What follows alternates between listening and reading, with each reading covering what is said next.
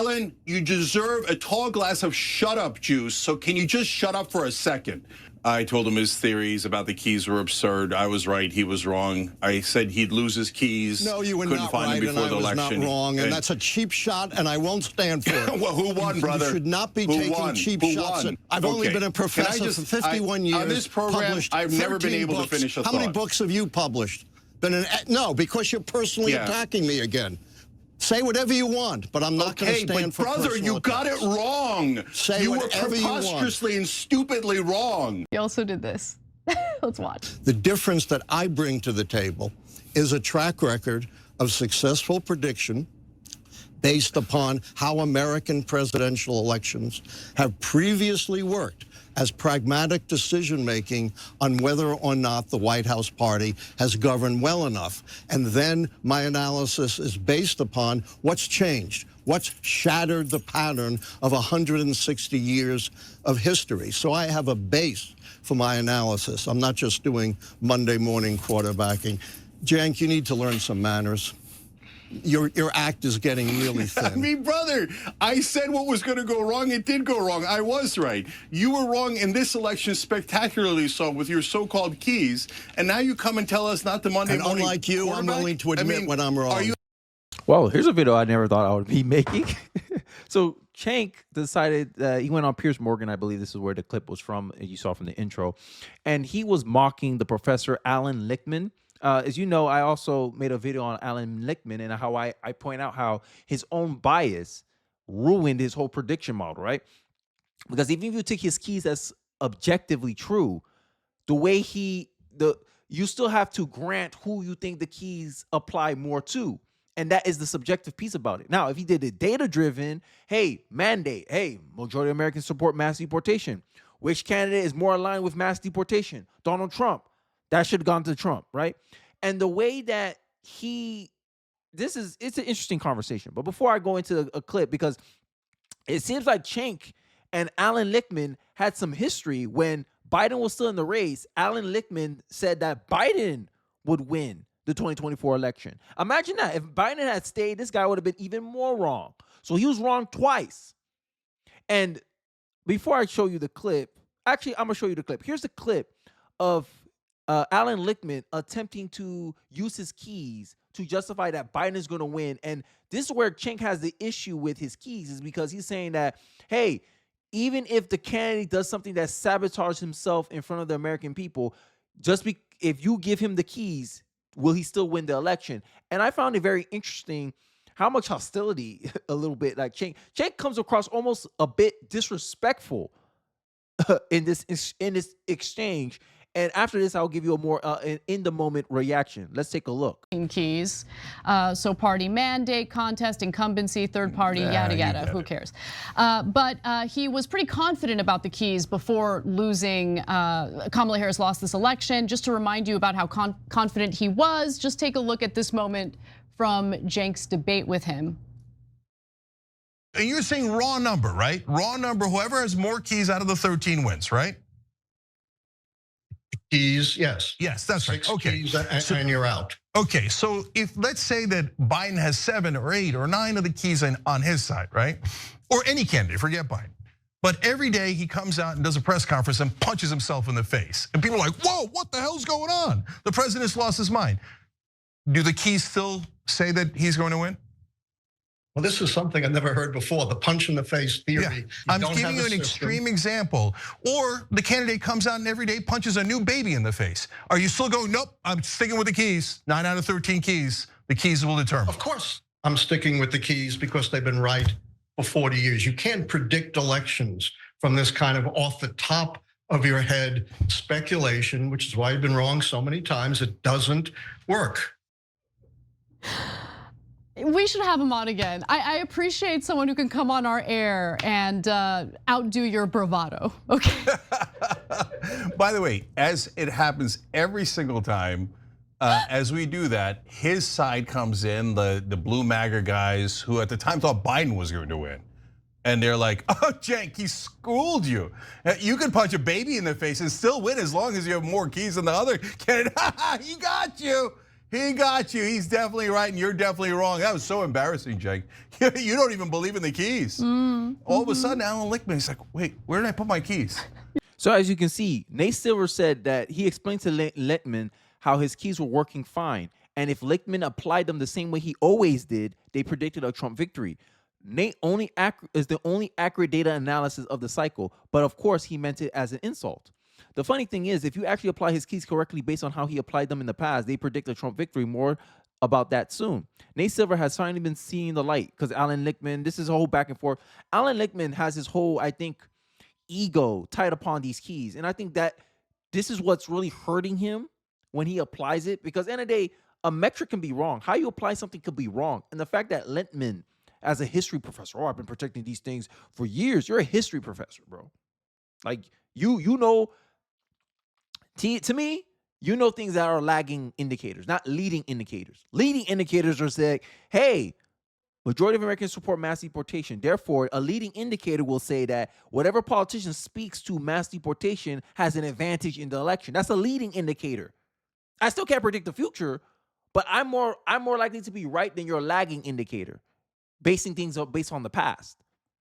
Nate, you have not had the faintest idea about how to apply my keys, but he thinks he knows how to apply his keys. Make it make sense.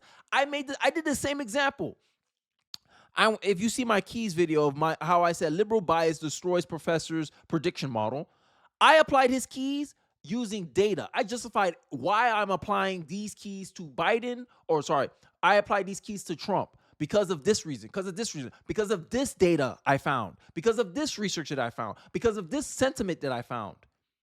I didn't use subjectivity to apply the keys to a candidate. I use objectivity, or I try to be as objective as I can when I applied the keys to Donald Trump. Lichtman, this is all pseudoscience, and this is the critique that I think Cenk had for him. So, without further ado, I'll go to the video, this 2-minute clip of Cenk and him going in the back and forth in Piers Morgan, and then I'll follow up with the Cenk's follow-up reaction after the debate on Piers Morgan. Let's take a look. Don't blame the voters. I think, look, we could get into this discussion, but one, I think you're blaming the voters. I think that's a terrible idea. And look, I debated Professor Lichtman before.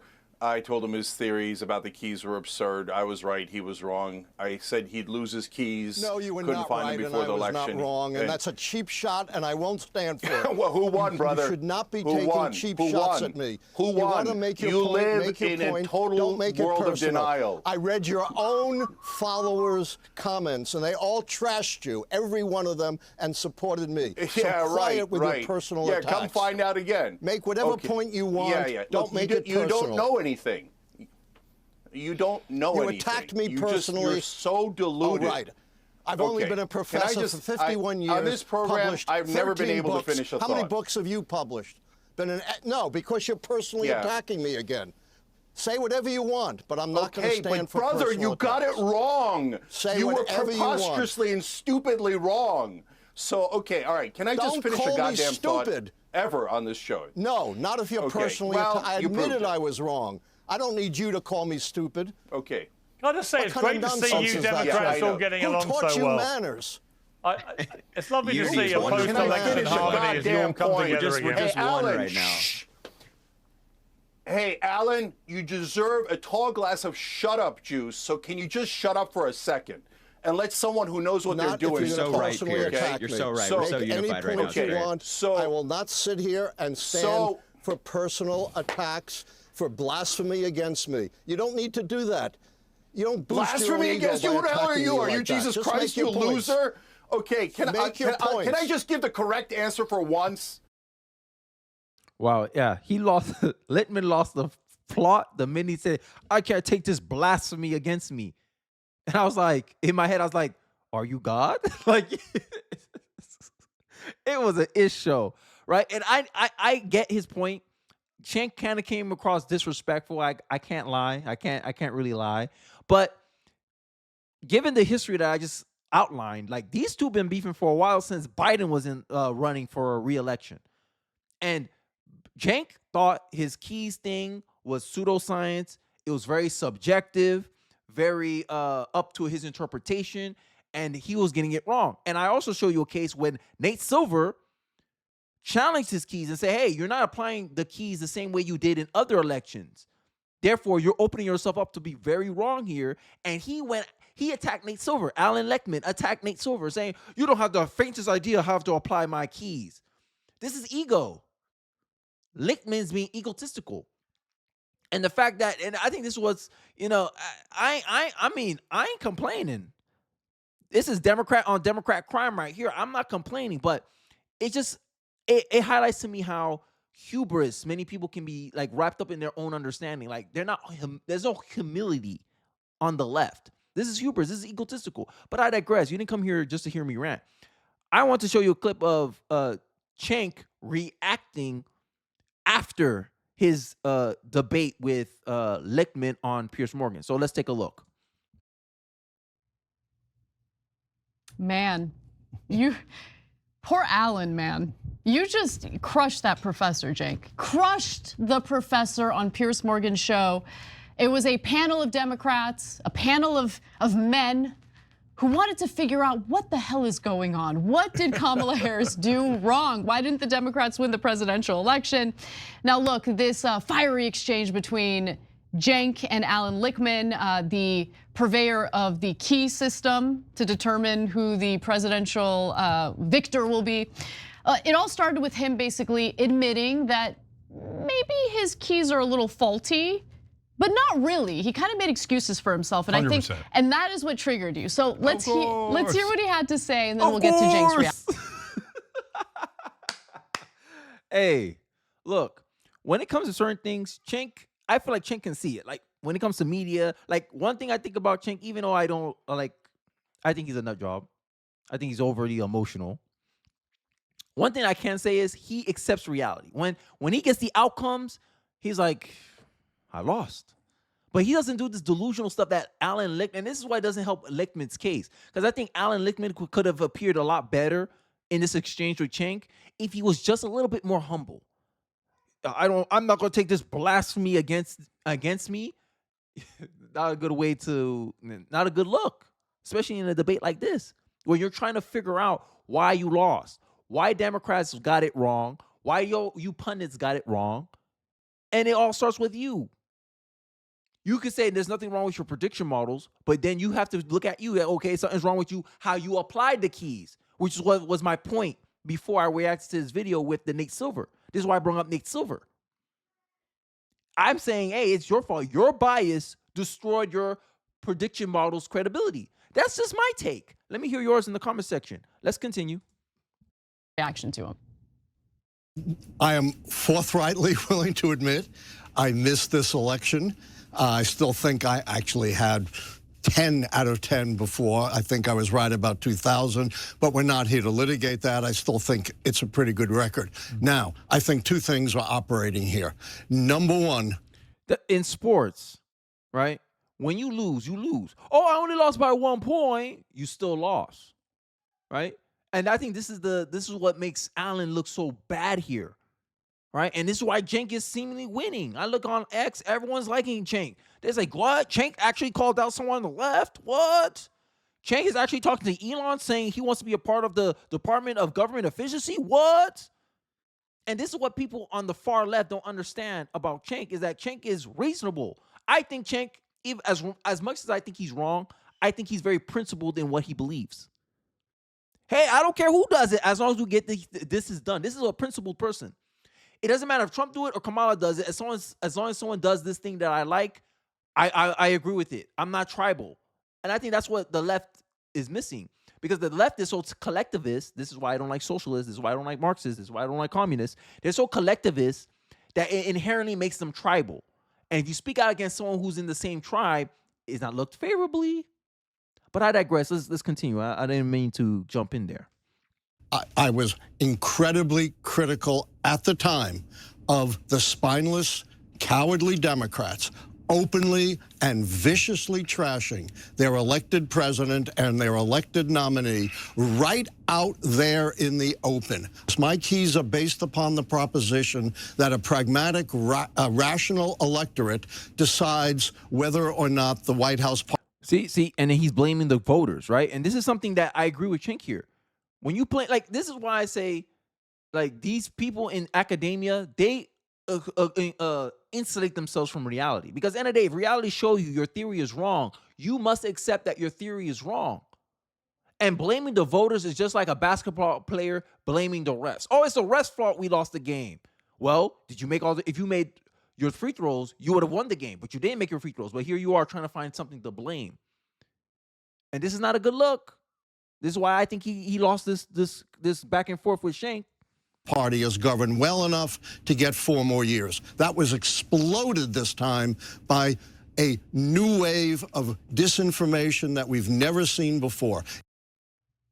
Before Kamala Harris became the Democratic nominee as a result of Joe Biden dropping out of the race, something that, as you can tell, Lichtman is not a big fan of, Biden was losing by a lot to Donald Trump. Their internal polling indicated that if Biden stayed in the race, it was likely that that Trump was going to win, what, 400 electoral votes? Yeah, over 400 electoral college votes, and that Biden had approximately a 0% chance of winning.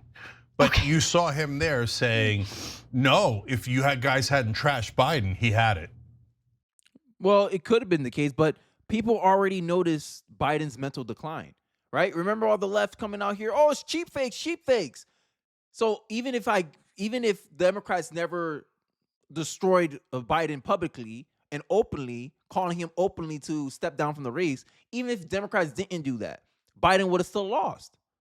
His approval ratings were low. He would have still lost. And look, one thing with Harris, the reason why they wanted to move to Harris was the fact that Harris could pretend that she could spread some distance away from Biden. Oh, these are not my policies. These are Biden policies. So imagine Biden trying to defend his own policies.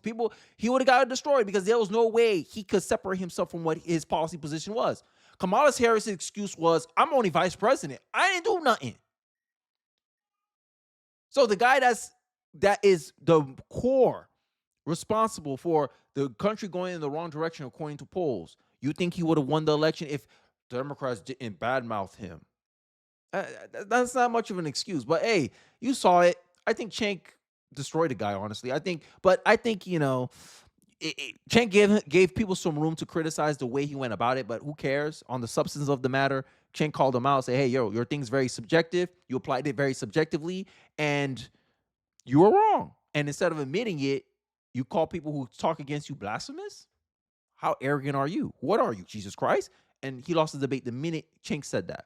But I digress. Let me know your thoughts in the comment section below. Do you agree with Cenk Uygur on the synopsis of the conversation? Do you agree with Alan Lichtman at all? Do you see his point? Do you believe Alan Lichtman's keys? And do you think it's actually a good prediction model to predict elections? Or do you think this is all just pseudoscience? This is all just like subjective interpretation and he's just trying to rationalize his opinion? I don't know. But let me know your thoughts in the comment section below. I'd like to hear what you guys have to say. Don't forget to like, comment, subscribe, and I'll catch you guys on the next one. Peace.